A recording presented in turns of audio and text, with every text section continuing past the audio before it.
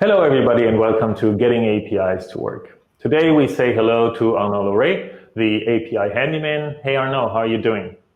I'm fine. Thank you, Rick, for inviting me. I'm really happy to be here today. Yeah, it's great to have you. Thanks for joining. So the topic that I want to talk about today with you is about generating OpenAPI specifications. And there are different stages throughout the API lifecycle where you can do that. And I think recently you wrote a little bit on Twitter about that. So I thought it might be a good opportunity to talk about that a little bit. Just why did you even start that discussion? Just out of curiosity, how did that come up? Basically, it's something that I hear every day in my job because I do APIs and reviews. I work with many different teams in my organization. And when I first meet a team, usually they are not totally in design-first approach, and they are more in code first. And then they generate the OpenAPI specification from code. And I'm always trying to explain them why they should shift to design first, but at least I wanted to be sure to have arguments to explain why it could be a bad idea to do that. It may not always be a bad idea to generate OpenAPI, but when you document and when you design an OpenAPI, generate it from code has some drawbacks that you should really be aware of in order to not regret it. So that's what I do nowadays. I restarted to really write on my blog maybe 2 months ago, and to find topics, I think about the question I answer every day, and I just write down my basic arguments, and sometimes that really helps me to have factual arguments and to explain my perspective. And sometimes that also helps me to realize that maybe I was not totally right. And so that's for everyone who have to tell people how to do things. You will have to back up what you say with factual arguments. And so it's pretty good to write that sometimes. Yeah, I think it's good to write. For me, it's the same thing. I think, reflecting on things and trying to make an argument and trying to write it down is it's a very good exercise to try to sort your thoughts a little bit more. So we discussed a little bit up front, and we said it would be interesting to talk about how generating OpenAPI might be a good or maybe not so good idea throughout different stages of the API lifecycle. So you already talked about, design first or code first, and then we also have kind of the runtime lifecycle stage, which we will also talk about. But let's talk about those 3 different stages. Okay, so let's start with the design first, design time approach. So what do you think about generating OpenAPI at design time?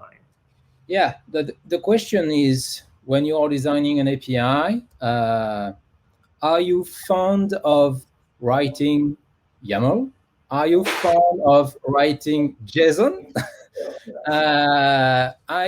Do you really want to actually learn all the details of the OpenAPI specification and wonder why the file is actually not working because the indent is not correct and so on? So even I, who actually knows quite well about the format itself, I now make a major use of design.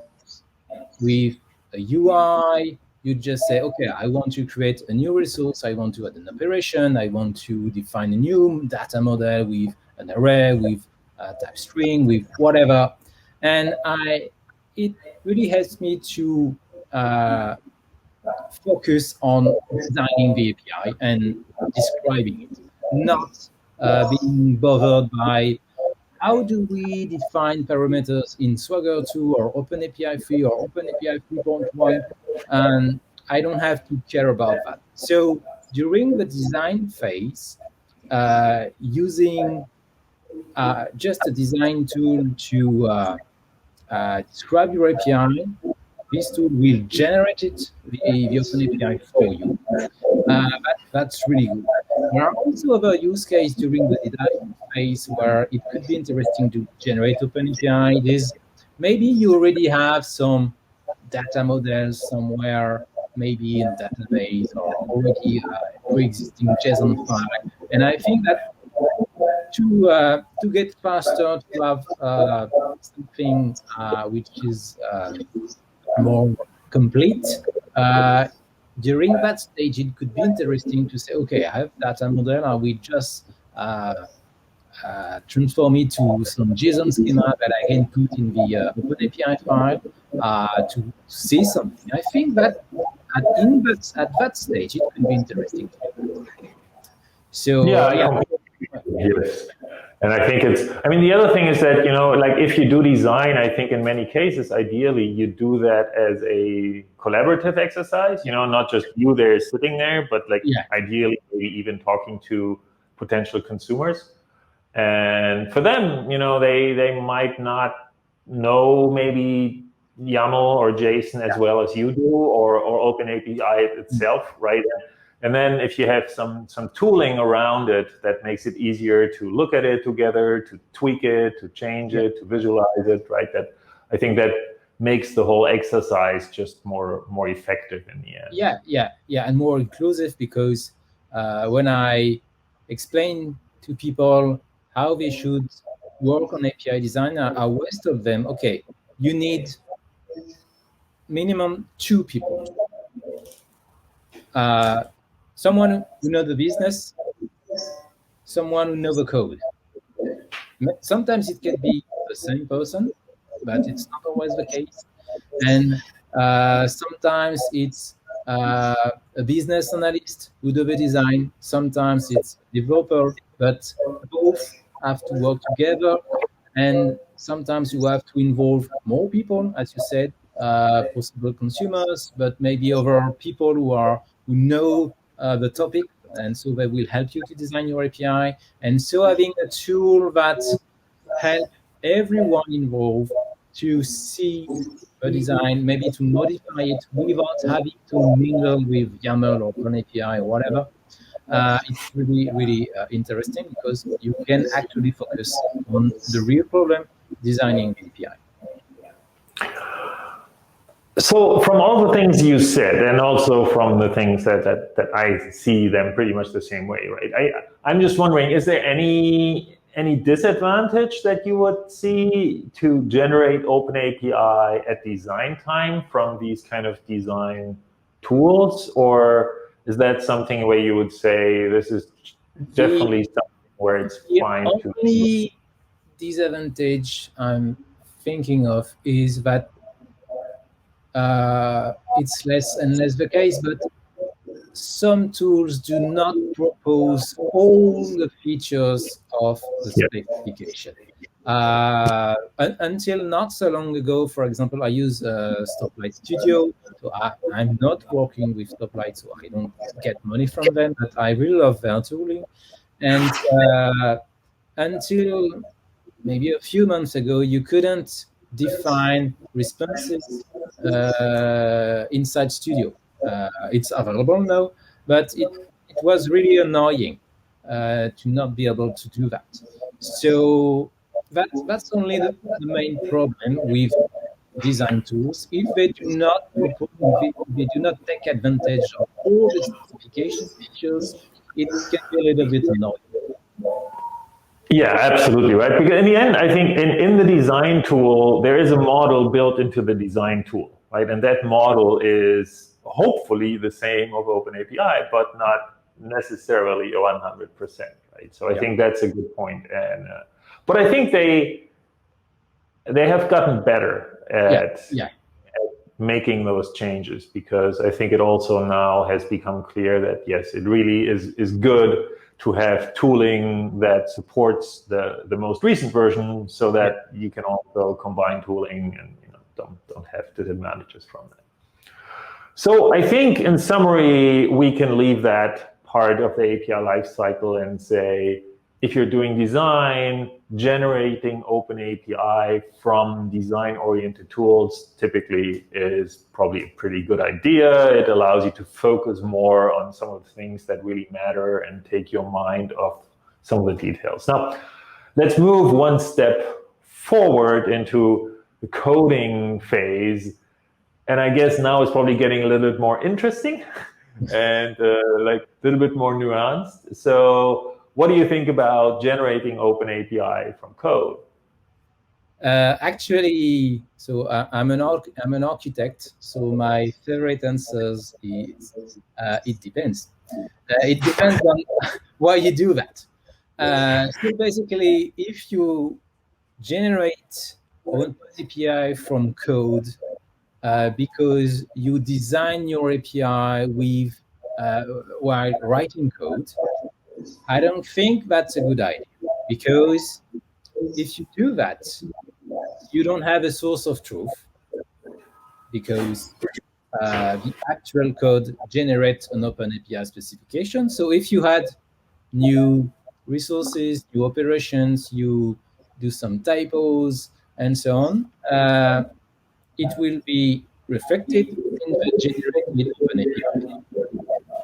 If you have a source of truth that you actually did during design phase with design tools or whatever, you can check that the implementation match your source of truth. So if that's the only if that's the reason why you generate OpenAPI from code, so to just generate doc or whatever, I don't think that's a good idea. And also, for as we said earlier, if you do that, you basically says, okay, it's an IT job. It's something that can be done only by developers designing APIs and documenting them, and that could be a problem if you want to involve more business-oriented people who don't want to put hands in the code. And also, if actually you find maybe technical writers who are able to write the documentation inside the code, are both population okay to share the code to do that? Because maybe like, hey, there are some people who are modifying the code for documentation. It can be tricky, and it could be a problem. But if you are all developers in your team, that may be thing that works. But I'm not fond of this approach, even in that case, because you are still focusing on code, on how the application works, especially when you are evolving an existing APIs. You are probably already thinking about your data source or whatever. But if you are strict enough with yourself and you know how to separate, okay, I'm designing and I'm not coding, I may write code to generate the OpenAPI, but I'm not writing code. I'm actually designing. That could be. But I'm not really okay with that stance. But still, there are cases when generating OpenAPI from code could be interesting. For example, let's say that you have a legacy application that's exposing an API without any documentation. You can at least activate OpenAPI specification generation without doing anything, and you will have something. It will not be the most perfect documentation, but at least you will see, okay, I have some get/this, some post/that, and they're returning that kind of data. And it could be interesting to see, okay, well, what lies in this legacy application. In the past, I also used this technique as to do some basic checks. So I was in a true design first approach. So I was actually writing OpenAPI file at that time because there were no UI and so on. But after that, all developments was done by some third-party team. outside of my company. Yeah. And so at least with I could compare the generated OpenAPI with my source of truth to do some basic checks. Of course, you can now, there are many tools that will help you to generate actual tests from your OpenAPI, but that's an must. So for when it is for retro engineering your existing API or do some basic checks versus a source of truth, I think that could be an interesting use case for generating OpenAPI from code. Okay, so I think what I hear you saying is that you're not a big fan of generating OpenAPI from code, but basically if you already have code and your main concern is not implementing the API, but creating an API for something that you already have, then that can be a convenient way of doing that, which may not be great, but at least it's something. Is that a fair summary of what you said? Yeah, basically, yeah. Redocumenting existing API, but it's basically the major use case for generating OpenAPI from code.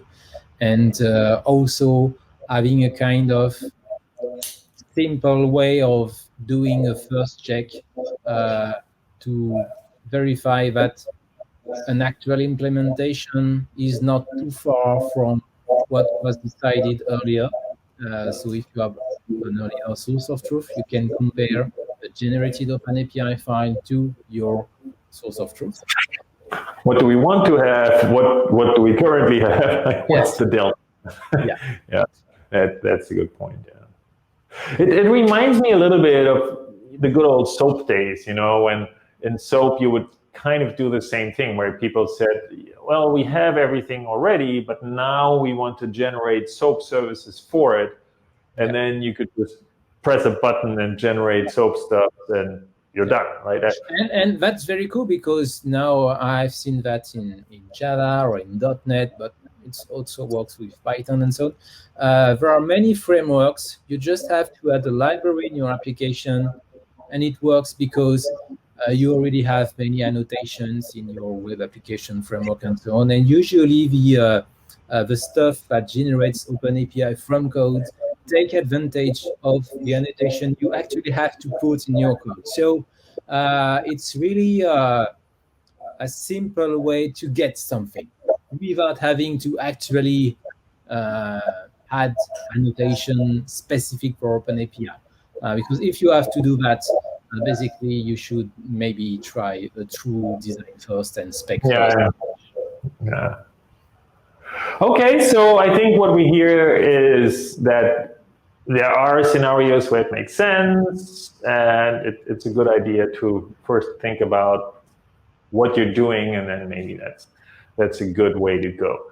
Now let's move on to the third part of the API lifecycle. So we talked about design, and we talked about coding now, and now let's talk about basically runtime, right? The thing is running. So what about generating OpenAPI from runtime data, from behavior? What do you think about that model? That's a pretty good idea because when you provide APIs, there is you should have fear of an unwanted change. And unwanted change can happen because someone modified the code and actually modified the interface contract, adding some new properties, removing them, adding new operations that you're not aware of. But sometimes it can be more silent, more invisible by just maybe modifying some obscure process inside your organization that will impact your data, and so modify your data in an unexpected way, maybe adding new values into enumeration and so on.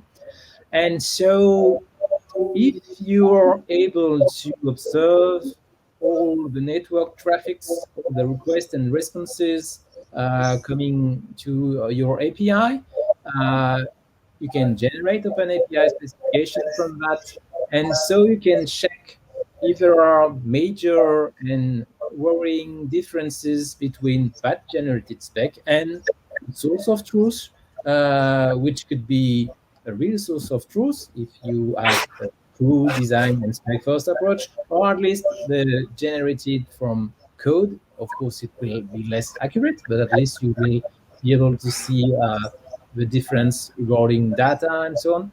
But that's an interesting way to take advantage of the format. So you scan traffic and generate a new spec and see if it looks as it should be. So that sounds like some of these new tools like Optic and Akita that are like going into this observability direction, right? And really observing not just kind of very fundamental interaction data, such as, there's a request and their response and it's a get or whatever, but really looking at what's actually being exchanged. Have you played around with any of those tools? Not really. I've used Akita for a few minutes, and Jin Yang, the founder of the company, showed me how the tool works, and I was pretty amazed by how it works and how it could generate OpenAPI, but unfortunately I was not able to actually use it in my company yet. But I look forward to use such tools because in the financial world and regulated world, I think that we need all security measure we can find. We will use them because it's really important to be sure that the API we define are actually the API that are exposed. Hopefully, sometimes API gateways can smooth a little bit things, but they cannot do everything. And so yeah, unfortunately, not enough using this tool for now, but I look forward to use it.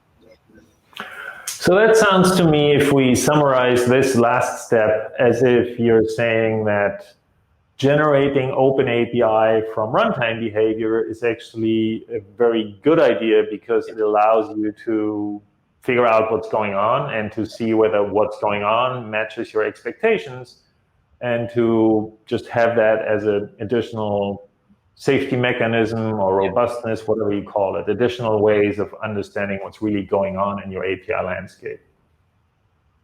Yeah, and you can do that when you are before production, because you must do unit test, integration test, whatever else you want, that including monitoring during your test, because you will probably have tests with humans. Humans will use application, humans will actually use your API and do some crazy stuff to check that everything is okay. And having this monitoring during this test phase could be interesting. And of course, when you are actually running in production, it could be really definitely interesting, even if I wonder how it would work with high traffic APIs and so on. So maybe at less extent in actual production, maybe use it sometimes a day, or I don't know. Maybe people who are building those solutions have idea on that, but yeah, that's really a good way to ensure that your API behave as we are expected to. I think you're correct that it remains to be seen what like longer term and large scale experiences with those kind of tools will look like. But for those tools, I think we're in a pretty early stage. Yeah. So it's good that they are around. I totally agree with you that it's definitely a good additional way to gain insights, and how that combines with other things is something we will probably just collect more experience around in the next couple of years. Yes, couple or maybe 5 years, because if we make a parallel with design tools, It took probably 3 to 4 years, if not 5, to actually get decent design tools. Because I remember speaking at API Days conference or API Strat maybe 5 years ago, and requesting vendors, please create API design tools. And it took quite a few years before I actually had decent tools. And I hope that for monitoring and observability, it will not take that time. I think tooling, kind of the fundamental tooling, that is one thing. And there, I think we are already, I think what's out there right now looks promising. But I think what's more interesting then is, like you said a little bit, like how does that actually work for high volume APIs? How does it work for APIs that have specific access patterns where there's always something happening, but occasionally there's something else happening, but it's still fine, right? So I think like these kind of different behaviors, like how smooth these tools then will be able to deal with it and not always say, oh, something changed, right? It's like, no, that's fine, like no big deal. It's supposed to work like this. So I think we'll find out. But it's definitely, I think, an interesting new addition to the kind of tools that we can work with. Okay, I think we've covered it all. We talked about generating OpenAPI. We talked about generating it at design time, at coding time, at runtime. So any parting words from you, Arnaud, about what to learn from all of this, what to make out of it as an API practitioner? If I think that it's a lesson that can be used for everything. If you do something, whatever it is, generating OpenAPI or doing whatever, just think about why you are doing it and what are the consequences of doing it. And are there any bad signs of what you are actually doing? If you are actually okay with the pros and the cons, and that works for you, okay, great. But at least think about it. Just not do it without thinking and just because. So that's really important. And every time you see something that is not done the way you do it, don't think, oh, it's a bad idea. Just think, okay, they are doing things differently. Why are they doing it differently? It's very good. So try to reason before saying it's different. So yeah, think about why you are doing things before doing them. And I think that everything will be okay for you. Even if you are actually generating an API spec from code, it's probably, most probably, not a good idea. Okay. Just think about it, and if you do that, you just have to face the consequences. Yeah, that's probably just good general life advice, right? Learn to live with the mistakes that you've made. Yes. Okay, Arnaud, thanks so much for joining. It was really fun. And yes, I think we were able to cover quite a bit of ground.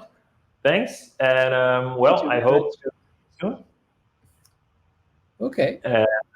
For everybody joining, thanks for listening in. If you like the video, please give it a thumbs up and hope to see you soon. Bye-bye. Goodbye.